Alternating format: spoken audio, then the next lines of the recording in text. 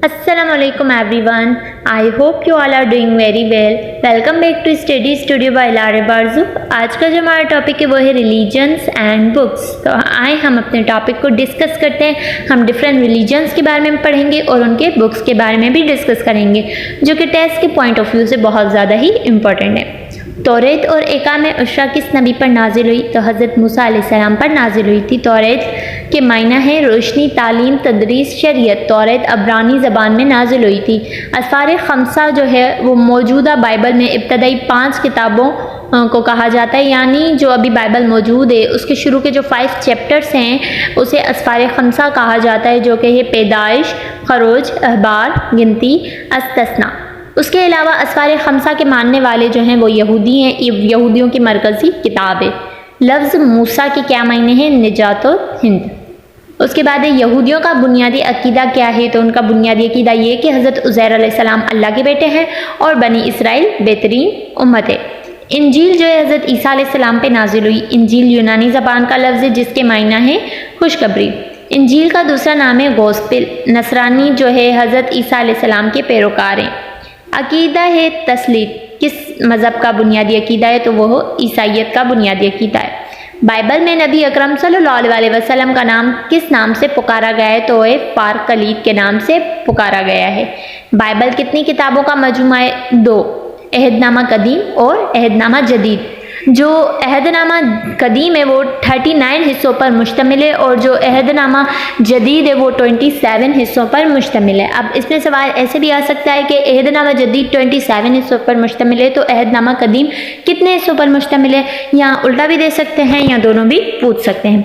उसके बाद इंजील जो है सरयानी ज़बान में नाजिल हुई। उसके बाद नेक्स्ट सवाल है तरीपत्ता का किस मज़हब की मुक़द्दस किताब है? तो वो है बुद्ध मत। कुरान किस मज़हब की मुक़द्दस किताब है? वो है हिंदू मत। उसके बाद दुनिया का जो मज़ाहिब हैं उन्हें कितने हिस्सों में तकसीम किया गया है? तो 3 हिस्सों में, सामी, आराई, मंगोल। इस्लाम, ईसाइयत और यहूदियत मज़हब कौन सी किस्म में दाखिल हैं? तो वो सामी में नाजिल हैं। हज़रत नूह अलैहिस्सलाम के जो बेटे थे साम अलैहिस्सलाम, उनकी नस्ल से ये चले हैं तो इसी वजह से सामी मज़हब कहा जाता है। हिंदू मत और जैन मत, सिख मत और ज़रतश्त मज़ाहिब के कौन से गिरोह हैं? ये आराएं मज़ाहिब के गिरोह हैं। उसके बाद कन्फ्यूजन, ताओ मत, शंटो मत, बुद्ध मत कौन से गिरोह हैं? ये मंगोल में आते हैं।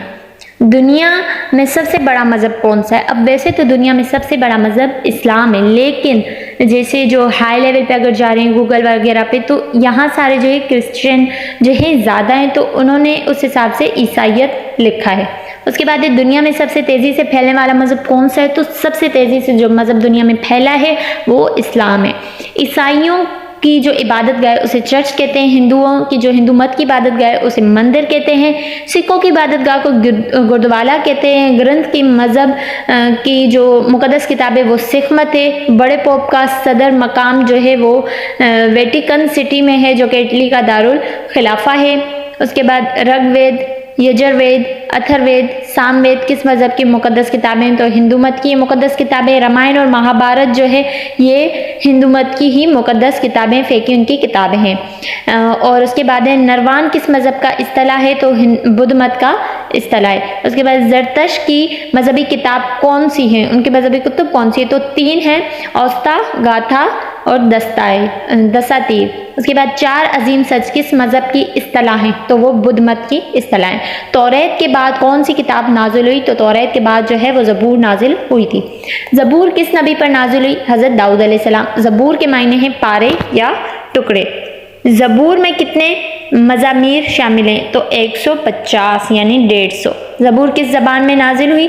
अब्रानी ज़बान में। इल्हामी किताबें कौन सी हैं? इल्हामी किताबें 4 हैं जो कि आसमानी किताबें हैं, तौरेत, ज़बूर, इंजील और कुरान पाक। यूनानी ज़बान में ज़बूर के क्या मायने हैं?